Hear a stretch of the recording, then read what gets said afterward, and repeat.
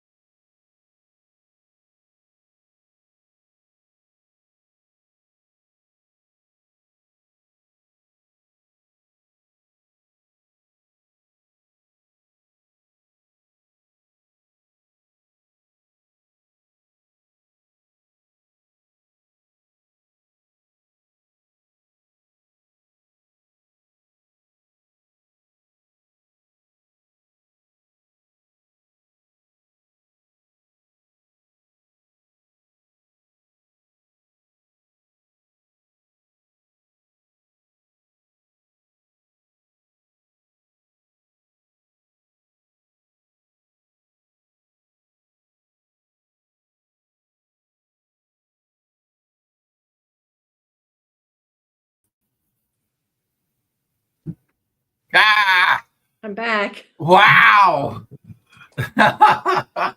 Well, we were talking about that just a little bit earlier. Those things happen sometimes. Wow, Nancy, I don't know if you got what you got to hear or see or anything, but anyway, I did your bio and I told everybody a little bit about what you do and a little bit about Watts of Love, and so we're just gonna have a lot of fun and enjoy.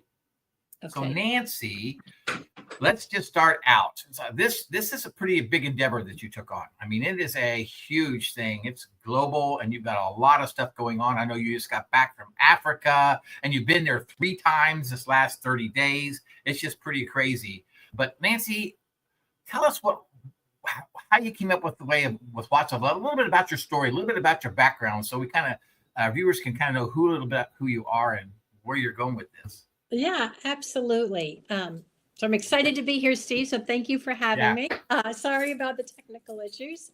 It's all good. So my background was in high-end jewelry sales here in Chicago for Cartier, and I started having children. I got married, started having children. I had 5 boys, so I was a stay-at-home mom. I felt like that's where I wanted to be, but I really had no background in solar or non-for-profit, but I had an experience in 2009 where I went to the Philippines and I was at a feeding program, and there was a young girl whose face was all burnt, and the teachers were putting toothpaste on her face because they didn't have any burn medicine. And I asked, what happened? And the teachers were, like, oh, this happens all the time. Children are burnt because they don't have any electricity. And so for me, as a mother of 5 boys, I thought, my gosh, what's it like to live in the dark? And then, not having any other option except putting your child in front of a kerosene lamp every night. That's how she was burned. That's how she was burnt. Right. And it was really an awareness and a problem that I had never thought of before. And I came back and I was compelled to do something because I'm like, people should not be living in the dark. Mothers, safety and security, and really started dreaming about what would that look like to bring solar lights to people living in darkness. Wow. So at that, when you started putting this together and you started really thinking about this, what was how did you really get started? Did you think of solar lights first? I mean, that's the first thing that came into your mind, and then you developed a solar light. I mean, tell us how that came together. Yeah. So when I first started thinking about it, I knew that a solar light would be what people needed, right? And so LEDs were just coming on the market. There was not a lot of solar. My experience happened in 2009. And I didn't actually take the first step to start Watts of Love until 2013, because, I had to get out of my own head. Like, who am I? What do I know?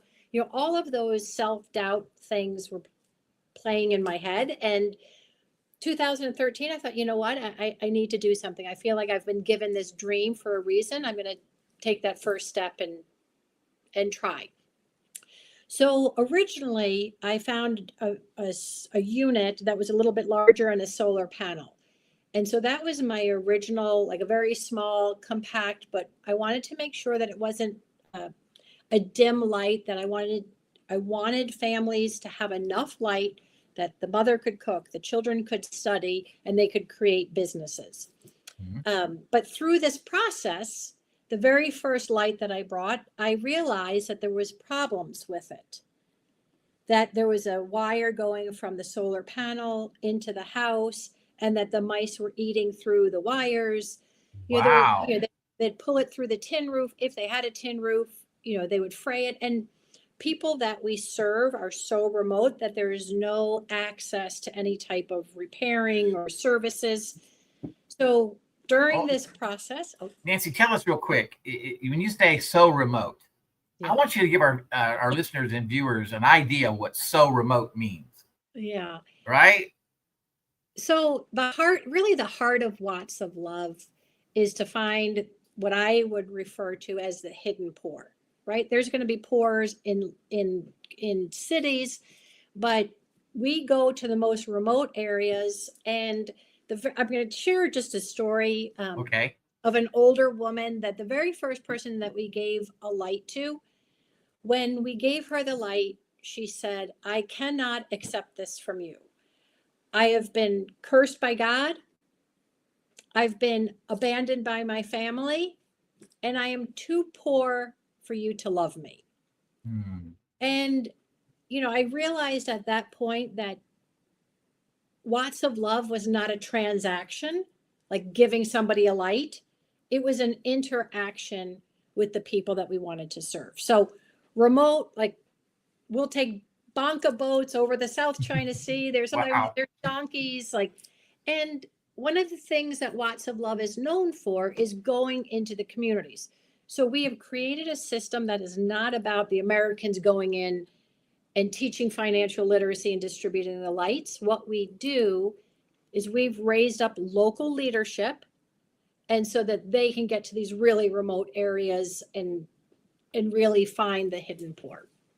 So the local leadership is who you really go for when you get into a community or an area, right? And this is not just about getting lights to people. This is about connection with the community and the community connecting with each other, correct? Absolutely. And so we have the solar light, which is now paired with financial literacy in very simple. I'll just show you. This is, very simple teaching that we have. And it's through this teaching and photographs that we say, okay, now that you have a light and you have the box represents a bank, you can now take the money that was going towards batteries or kerosene, you put it inside of your box, and you don't open your box for 7 to 10 days.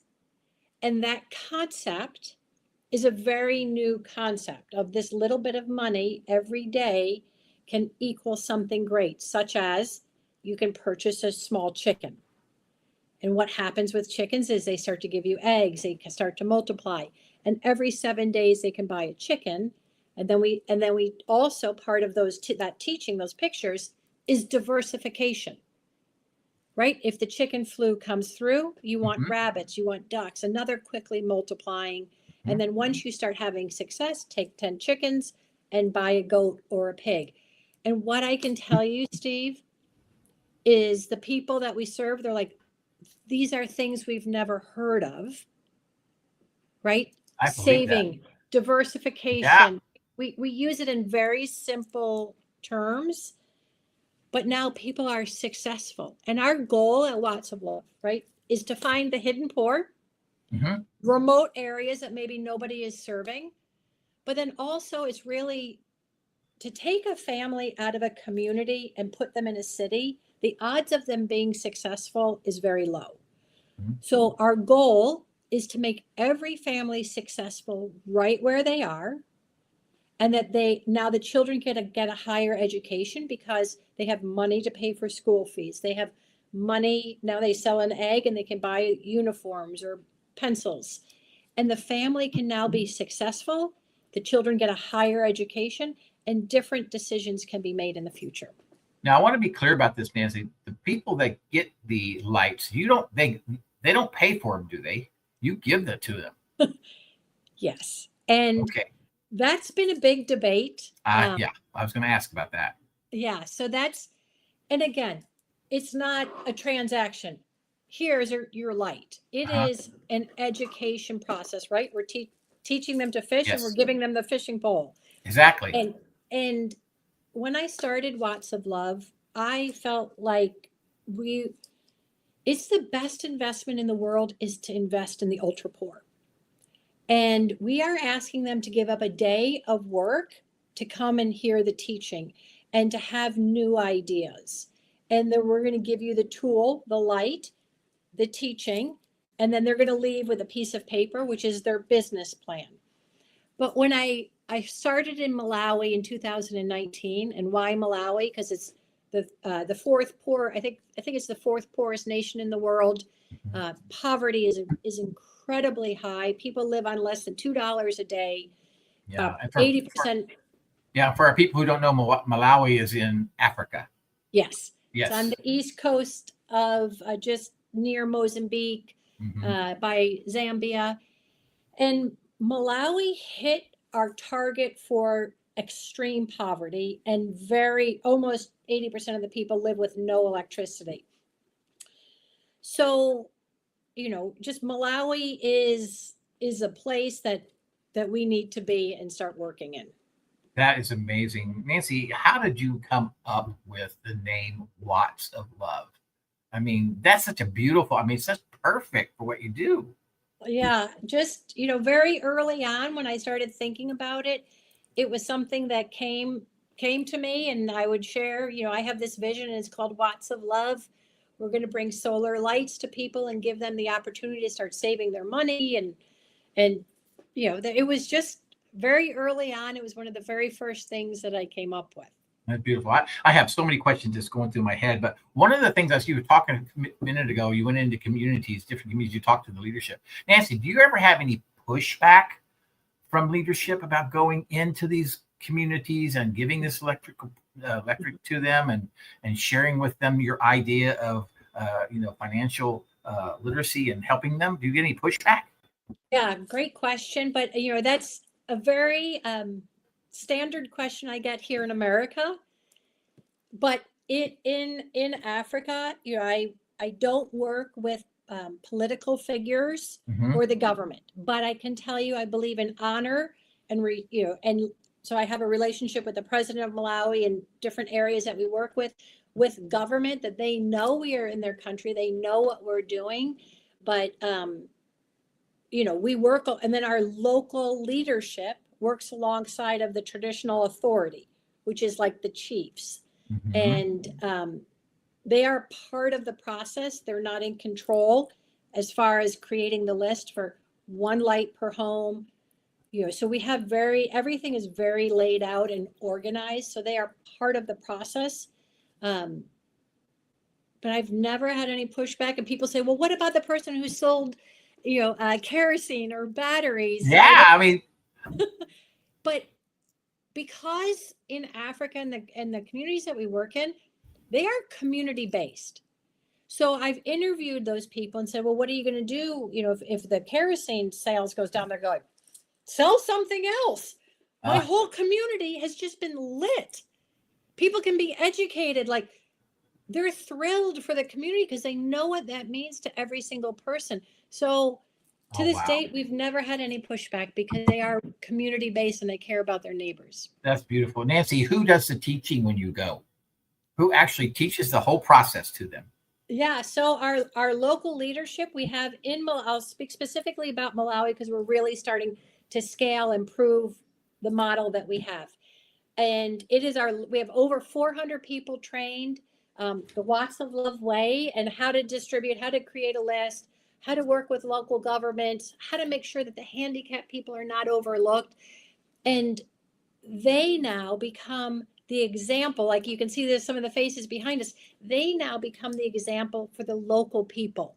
Yeah. I was just like you a year ago. Now I have a chicken business. I'm paying for my school fees, and women can see themselves in our leadership.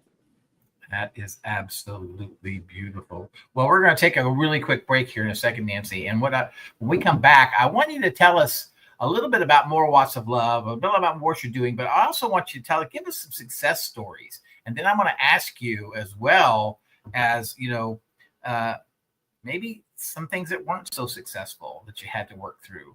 Because I know that this process couldn't have been easy. This had to be a process that you worked on over and over. And there had to be those times, Nancy, within your own self, your inner person that said, hey, I don't know if I can do this.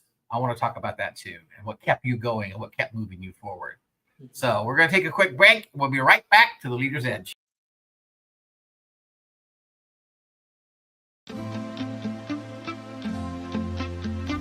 Are you ready to elevate your organization with a team of transformational leaders? Do you want to attract and nurture top talent while enhancing communication and productivity across generations? Hi, I'm Steve Steele, co-host of The Leader's Edge, and your coach with the Maxwell Leadership Team. My program equips leaders with essential skills and resources to lead, coach, and communicate effectively, ensuring everyone thrives. With tailored insights and proven strategies, I'm here to help your entire organization succeed. So reach out today at growthinleadership@gmail.com or visit johncmaxwellgroup.com/Steve Steele.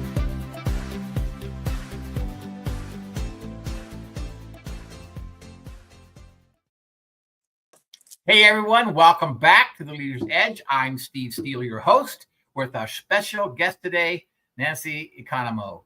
Nancy, thank you so much for that first segment. We had you kind of told us how you got started and a little bit about what was going on.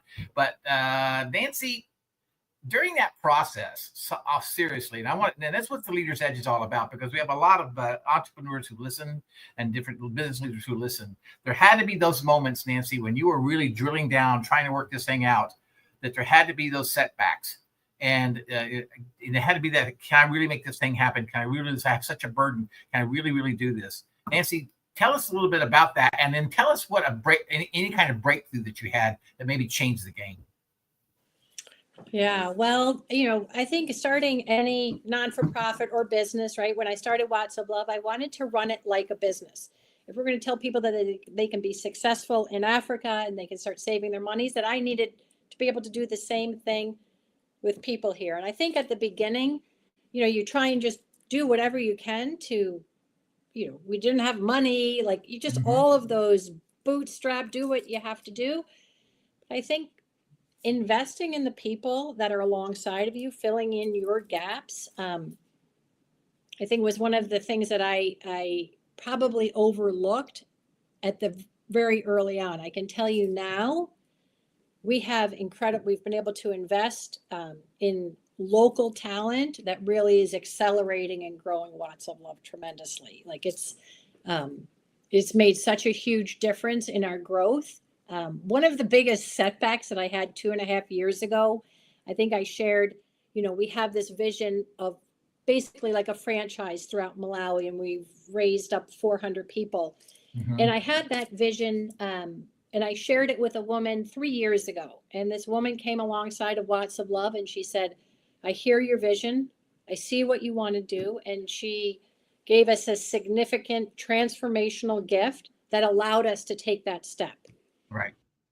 And before I went to Malawi and started training 400 people over 10 days, the week before I left, my office, a tree fell on my office. The office caught fire and flooded.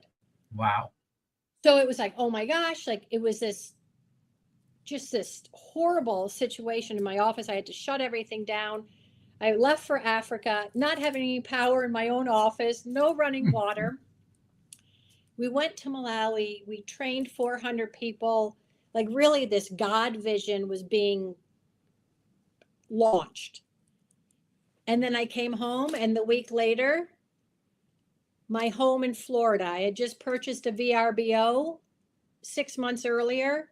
The entire house burnt down by an electrical fire.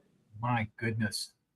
So I can tell you, you have challenges. Yeah. And there's moments where there's probably, light and darkness.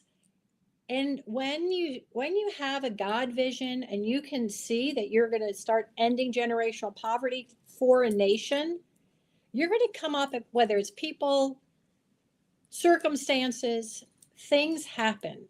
And it was I can tell you, it took 2 years to rebuild my house. There was no income, but to believe in yourself, to keep taking those steps, because other people are relying on you, and you've been given that dream and that vision for a reason. Yeah, absolutely. And it's so ironic that all this happened, those things happened by electrical. With what you're doing is you're putting that into a new nation. Isn't that crazy? That's just, I understand that really from a spiritual realm. I kind of understand how that works, but from a physical nature, it's just very interesting that would happen that way, But Nancy, so I guess one of the other questions I have is, how do you get this distribution over there? I mean, how do you get all these lights over there, and how do you make that all happen? I mean, because there's hundreds and hundreds of lights. You just can't take them in a suitcase over, Yeah, no, absolutely not. So I'm just going to say, with the light, I was able to design and patent this light. It's very small. The other light that we had was larger, so logistically that was a problem. Yeah. So we went from 12 lights in a box to 100 lights. So that was like my vision was, how do we stop shipping air? How do we make it more efficient? If we're going to get to these remote areas, we have to be about efficiency. So first was designing a durable light that can last 10 years, making sure that we're not shipping air. It's going to be able to last in a harsh environment. But then everything is manufactured in China. I've tried in the United States. I've tried in Mexico. I've gone through a lot of different, but right now it's the best price that we can do. I used to send it to the United States and then ship it back out, but with bringing on the right people in the right seat, I now have a team that does the manufacturing in China, and then we ship it directly into Malawi. Stays in the city in Lilongwe, and then I have the local leadership where they will drive it up and into the mountains and those remote areas, different islands, wherever the lights need to go. And then I have the central hub, which is called the lighthouse. Mm-hmm. That's just a phrase where that's my partner of 17 lighthouses throughout Malawi. Mm-hmm. And we distribute 20,000 homes over 4 years if we're successful fundraising. So it is logistically, people don't understand what all goes into actually reaching the hidden poor. But we have a network and infrastructure, and we're creating a movement of Africans lighting and transforming their home, their community, and now their nation. That is amazing. And I want to make sure everybody understands that, you didn't know how to do any of this when you started. I mean, you didn't know how to do anything. You were a mom at home. That's who you were. And so you didn't know how to do any of this. So I know you had to walk this journey step by step by step. I know there was mistakes that were made, but obviously you've been very successful with it. So in doing that, walking that through and seeing that through that way, it is amazing to me. You patented this light. Yes. How did you know how to even engineer it, put it together? I mean, did you have someone who walked beside you on that and helped you with that? Yeah, absolutely. So, my inspiration, I'm going to share a story, right? Because I probably think differently. I was in Kathmandu, Nepal. I was actually at a leper colony. Okay. So everybody in this area had leprosy. So all of their fingers had fallen off, body parts had fallen off. And I brought our original light that had a button. And what happened is people didn't have fingers. So they're trying to turn on this light. And I started seeing like, oh my gosh, people have to go to the bathroom, like simple human dignity. Yes. And so when I came back, I'm like, I am going to create something that's for all people. Disabilities, leprosy, handicap, crutches. And so then I realized like people don't have glasses. Like, how do they see and feel? So on the center of this light is a raised heart. So you can feel where to push. It doesn't have a button. So if people can't use their hand, they can just put this on the table, push and hold. Oh, look at that. That first setting will last 120 hours of continuous runtime. So it can last a very long time. This will last 50 hours, 20 hours. Wow. This is over 275 lumens. You can operate, deliver babies, and then there's an emergency strobe. Oh, wow. That acts as the 911, because people don't have cell phones. If you're having a problem, this is how the community can now communicate. I also realized people need their hands. So this comes on a strap. It can adjustable. So now they can hang it inside of their home, or they put it on their head for hands free. Beautiful. So portable, working in the farm, walking to the market, hanging the light in the market to sell your tomatoes. Like, so often we look at a solution, right? Oh, they need a big home unit. If you are living in darkness, you need a portable light that can light your home and then go to the bathroom with you. And, I don't think we understand in America, people don't have bathrooms inside of their homes. So when they're walking outside, so many deaths, being bitten by a snake. Like, bad things happen Yeah. in the dark. Yeah. Now you have a safe way to get there, like a small portable, it's waterproof. So I really designed something that is that first step into the energy ladder, right? If this light gets stolen, broken, we have transformed their thinking. We have transformed their savings and their income. Yes. And when we go back, they've taken that first step into the energy ladder. They understand how to save. They understand solar is free. Mm-hmm. And then they can buy their next light. There is sometimes access. They may have to walk 2 hours to a market, but they've been transformed. They understand that they can purchase their next light. But it's the savings paired with the free light, the investment into that family, that's transformative. And each family that you have gets one light per family. Is that how it works? Yes. So, right, we learn along the way, and sometimes a man may have 2 or 3 wives. And I used to say one per household. Well, then I also learned that a household means they all eat out of the same pot.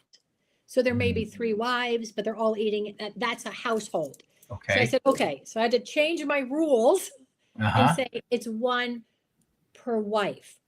And then one of the other rules is whoever is the most vulnerable, meaning if a man leaves, the light stays with the woman and the children. If the woman leaves, and there's certain cultures that the woman leaves and goes back to her village and leaves the children with the man, then the light stays with the man and the children. So and that's how we work alongside of the local leadership. That's what I was going to ask. How do you enforce that and the local leadership sees that that's done? And it's the tribal chiefs have agreement. So it's all these processes. This had to take you some time to figure all this out. My goodness. This is like a process. I mean, when you think about it, it's not like taking a light over there and giving it to somebody and say, hey, this is a solar light. You can use it. You got a whole process that you got to work through, the details that you got to work through. Yeah, to make all this come together. Right. You don't want to walk in and be like handing out lights and you create a wake of destruction when you leave. So now it's bad for my local partners. It's bad for the communities. It's, it's go low and slow and intentional. And again, it is not a transaction. It's an interaction with the community. It's an interaction with the home. Yes, I absolutely love that. And that really brings everybody together when you do it that way. And I love that.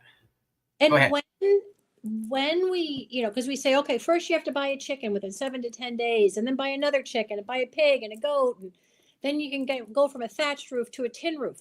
So what happens is once the home understands this and they start walking that out, if their neighbor has been a little lazy, guess what? They're like, hey, Steve's got chickens and goats and pigs.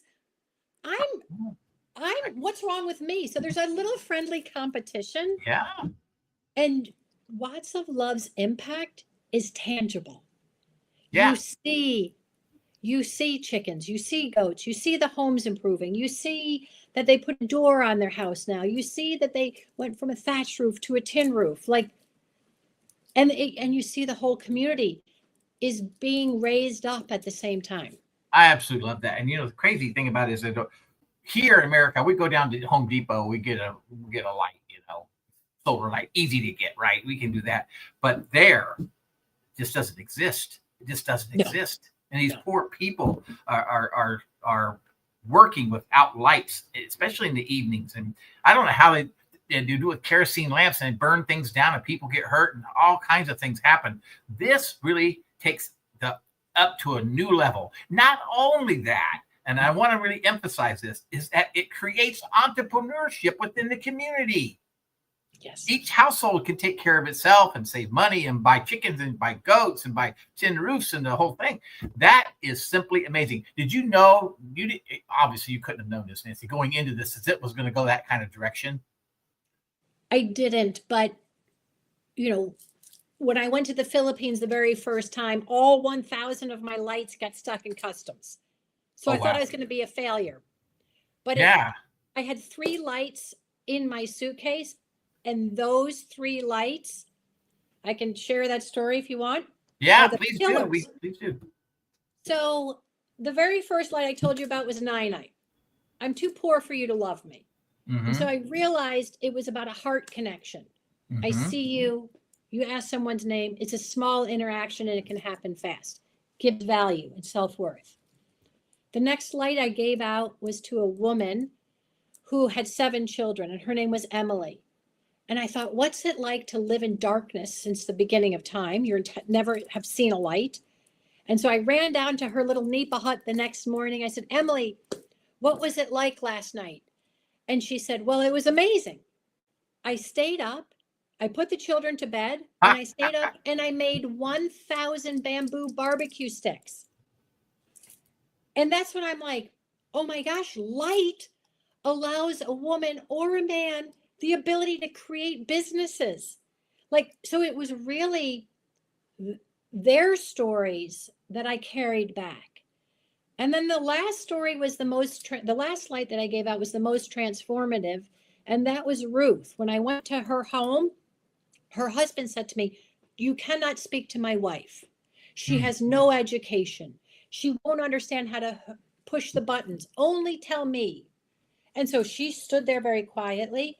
And he said, tonight, I was asking questions because I'm curious. He said, tonight for dinner, we licked our fingers, dipped our fingers in salt, and we ate salt, and to trick our bodies into the fact that we had no food. A level of poverty I had never seen or heard of. And so my 1,000 lights were released from customs. 30 days later, I went back to that same island to help distribute them. And that uneducated woman came down from the mountaintop. She said, Nancy, I want you to know we have never gone hungry one day since I received that light. I said, how has this light fed your family? And she said, every day I hide a little bit of money from my husband instead of buying kerosene.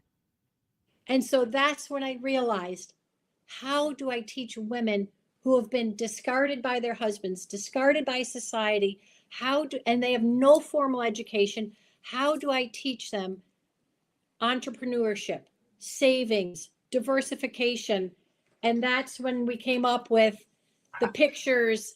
And I want you to walk us through that, Nancy. Now, we got about 3 minutes here, but when we come back in just a few minutes, I want you to walk us through what that looks like when you're actually teach us. It's a short form or version of it, but teach us. And because I'm really interested in that. And I want our viewers to know, what that really looks like. And if you're watching, I want you to get on that QR code up there at the top left-hand corner of your screen. Right there, you're going to see that's where Nancy's website is. You can find out everything about her, what she's doing, how it's all coming together, and how you can be involved. So we'll be right back to Leader's Edge. We'll talk to Nancy a few minutes more, but right now we're going to take a quick break. We'll be right back.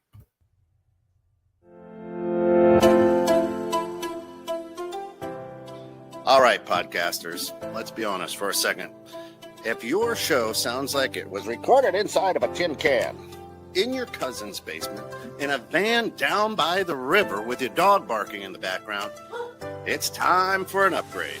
That's where 216 Creator Studios comes in, the home of real production, real people who actually know what all those shiny buttons do. They've got pro mics, top-tier editing, and lighting that makes everyone look like they slept 8 hours, even if you didn't. Whether you're just starting out or you've been podcasting since people were still saying, smash that like button, give me a thumbs up. 216 Creator Studio helps you sound crisp, confident, and ready for the big leagues. So stop recording in your car, stop arguing with your USB mic, and get into 216 Creator Studios, where your podcast finally sounds as good as you think it does.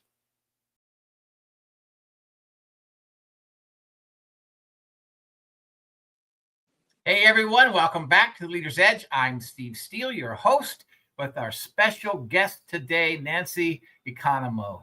Oh, Nancy, That was a great segment. I really enjoyed about this, especially the stories, and I really loved how you were sharing with us about the particular stories that have taken place. But right before we went off, we were talking a little bit about some of the different things that the things that you'd gone through, certain situations. And so I kind of want to get into a little bit about where you're going with lots of love, and how many places you are across the world, and what you're actually doing, and how our people can get involved here in just a few minutes. But to kind of share with us that. Yeah, absolutely. So I mentioned Malawi is really our pilot for this scaling, because people need light. Mm-hmm. The government is not going to come there and bring power grids. Like it is something, and there's very cheap, inexpensive products that don't last, but they also need this teaching so that they can become independent. So we are going to start scaling and lighting Malawi. We have over 17 lighthouses throughout Malawi. We're going to prove that we can start shifting, poverty. The root cause of poverty is, child marriage, low education.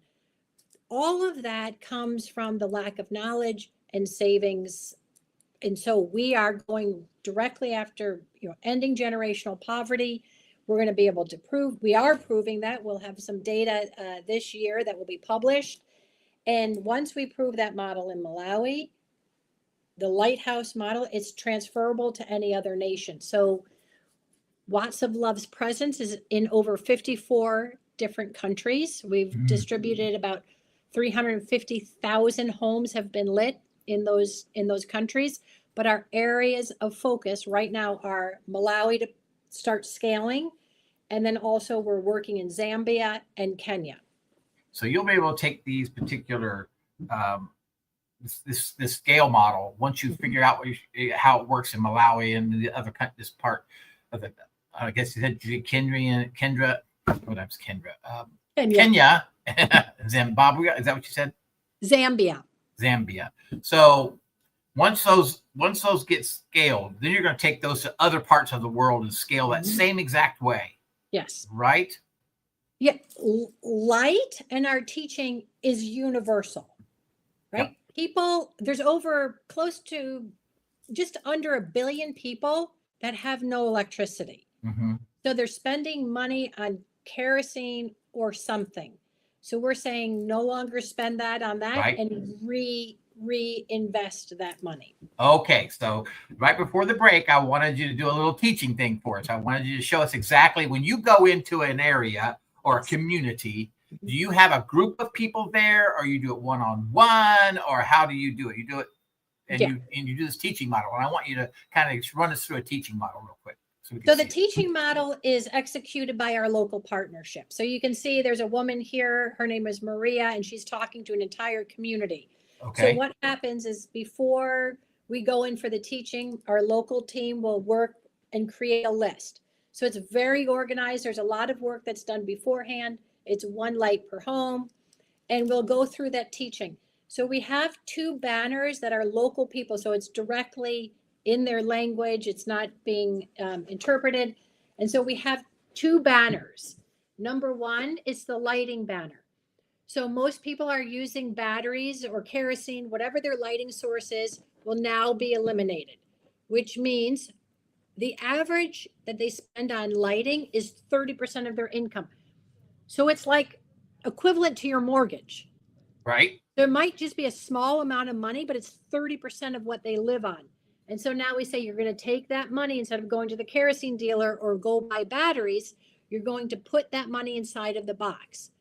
You're going to take your money, put it inside of the box. You're not going to open it for 7 days. And then we break it down per week, per month, and per year. And most people can understand what they're spending in a week. But then we say, okay, in 30 days, this is how much it is. In 1 year, this is how much it is. That's a lot of money, right? So we step by step start to show them. And then we'll get a community census. How much is a small chicken? And they'll say, 1,500 kwacha. Well, great. In 7 days, you'll have 1,500 kwacha in your in your bank. So then you open it up and you buy a small chicken.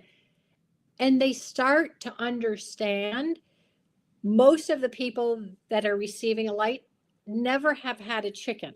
And that is their savings. That is their money in the bank. We talk about diversification. And again, it's the local people. If you don't want a chicken, you can do doves. Like, people have freedom. We're not coming in and saying, you need to be a farmer, or here's a goat, you need to raise this goat. We're like, no, what do you want? Because through this teaching and this program, you are going to be able to choose yourself, and you're going to be able to execute it. Oh, that's beautiful. And the second teaching is, okay, with light, you have education. Your children can study at night. They can study in the morning.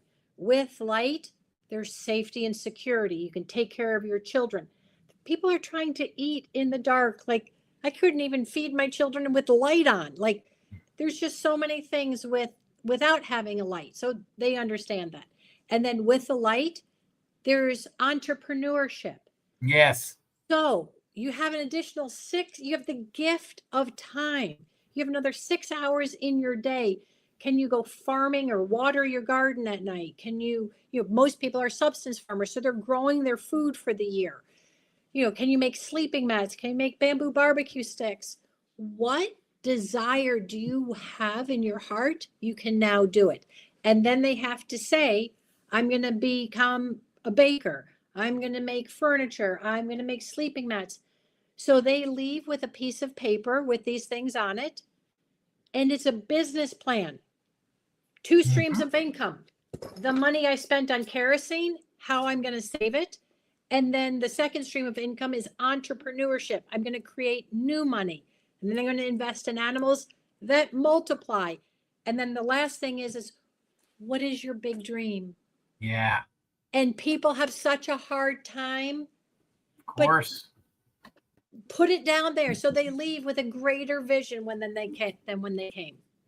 Oh, Nancy, this is absolutely beautiful. I mean, I didn't even know. I mean, I had an idea what you were doing, but I didn't even know that what you were doing beyond lighting. That's really where the magic is. Yes. I mean, getting that light in there is crucial, but what they do after that is where the magic is, what happens, and they change their life because of it. And I love the business model. It's so simple, so easy that, anybody, I don't care who you are, you don't have to be educated, can follow that picture, can follow that process. That's just amazing. That's amazing. Yes. And so in the teaching, right, the local people might do a song or they'll do a skit. And we have so many different ways of engaging the brains, because some people have no formal education. So they want to hear, or they might not be able to see. They might not have glasses, so they can't even see our banners. So we engage all of the senses through song, through skits, through banners. So there's this large group teaching. And then at the end, we call up the person by name. So it's a very ceremonial. Oh, wow. They've never opened a box. They've never received something new. They receive their light. And then we go down into groups of 15. And my local leadership sits down with 15 people. This is how you use your light. They learn how to put it on. They learn how to turn it on and off. And so when they leave, they feel successful on how to operate the light, how to care for the light, how to charge the light. And then they have their piece of paper that with their local trainer, they have filled it out. And that's their commitment to themselves and their family. Oh, I love it. I love it. I love it. That is absolutely beautiful. Nancy, have you been out there and had a community and been successful with the community, and then some time has gone by and you've gone back to that community to see how it's grown and how it's changed? Tell us about that. That's my favorite, right? I love it. Because it's pride. Yeah. They have done the hard work. They want to share what they've been able to do. And so many stories, but I'm going to share a story that I just saw about 4 weeks ago. And we work alongside of, so I have my local leadership, and then I have Makota, which is for people with disabilities and albinism in Malawi. And I said, can I meet one of the families with disabilities that has received a light, and can I meet them? So he said, sure, great. There's a mother that doesn't live too far. So I went there, and it was, maybe a 20-minute drive. And when I arrived, Steve, at this house, it was a mother of a young boy who's 8 years old. He can't walk, probably cerebral palsy. She has 4 other children, or 3 other children, 4 total, no husband. The child is like dragging himself along the ground. The mother received the light in February. So 90 days later, she was able to buy chickens. She had nothing to begin with, right? She was barely struggling to feed the children day to day. Within those 90 days, she could water her garden. She was able to buy like fertilizer to help grow her tomatoes. She started selling her tomatoes. She had to walk an hour and a half to the tarmac where the market was. She'd strap the 8-year-old to her back, go and sell her tomatoes with the light, walk back, but it started increasing because she had the safe way of getting back and forth with her son. She made so much money that she was able to hire a babysitter. So she became now an employee to a local girl. She started selling more tomatoes. She bought a chicken. Like now she kind of freed herself up. And the day-to-day drain on a single mother with a handicapped child, to have some relief, she bought a pig.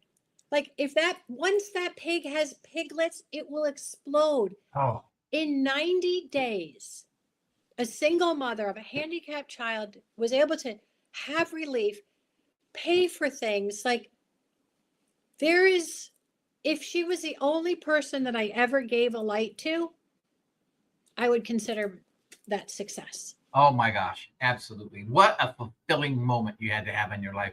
That's when you know what you're called to do in life is what it really is supposed to be. And that's when you feel fulfilled by it. And I'm telling you, that is amazing. You got me jazzed on this thing. So Nancy, we know this thing doesn't come free. How do people contribute to you? How do you, can you tell us a little bit about how it works? Absolutely. Well, first of all, anyone is welcome to join us in the field, right? And I know a lot of people want to. I can even join you in the field? Yes. You can. I love that. You'll love it because it's really, you will come back transformed. So you can travel with us. You can go onto our website, www.wattsoflove. You can use the QR code. You can look at travel, but it's really sponsor a family. And for a family to receive a light, the training, our local leadership is $50 that will last a family 10 years. This light is so durable. And it's transformative for that family. What does it cost to all of that? It's $50 for a family. Is that right? Yeah. So it's and we are on a mission. So if people can do more than that, we have a lighthouse. So every lighthouse, we distribute 5,000 lights a year. That's $250,000. We have corporations and people that have their own lighthouse. They can go and see the communities that they've lit. So, any amount will help. Wow, that's amazing. Nancy, how many people do you have working with you now total? So in the United States, I have 10 full-time people doing programs, monitoring and evaluation, accounting. I have some amazing volunteers that help us with a lot of the logistics. And then in Africa, we have over 450 people trained. Part of that $50 donation is their salary, not salary. We pay them per day. So they're like contractors because we're asking them to do real work. And I don't feel comfortable not paying them. They shouldn't be volunteers. We're asking them to do a job, to do it well, and to seek out the hidden poor. Well, that's pretty cheap, actually, $50. I mean, my goodness. Yeah. I know that is just freaking amazing. So Nancy, gosh, I guess if people want to get a hold of you, they get a hold of you through your website. and Yes. and either they can donate there or they can get with you if they want to travel with you or whatever they want to do. That's just simply amazing. I absolutely love that. Nancy, we've got about a minute here left. Tell us, if you could do it all over again, would you do it the same way, or what would you do different? What would I do different? Oh my gosh. I personally, I feel like this was a God vision.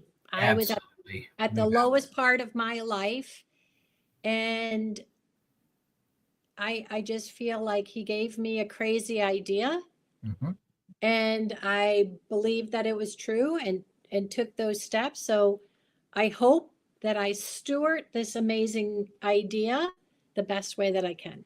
There's no doubt that you have. It is no doubt that you have. I am so impressed, and I know our viewers will be too. Nancy, what an amazing journey you're on. And I know it's not over. There's so much more of the world to find, to connect with.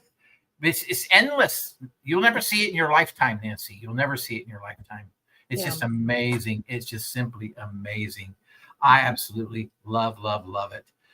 So, Nancy, thank you so much for today and for everything that you shared with us about Watts of Love. But join me next week on The Leader's Edge as I introduce to you Carolyn Dowdy. She's a CEO of Caregiver Mental Wellness Incorporated. She's a keynote speaker and a thought leader addressing the invisible caregiver crisis impacting our nation and the most vulnerable populations through strategic training and community solutions. So you won't want to miss that show. And you can find The Leader's Edge on Apple Music, Spotify, YouTube, or wherever you listen to your favorite podcasts.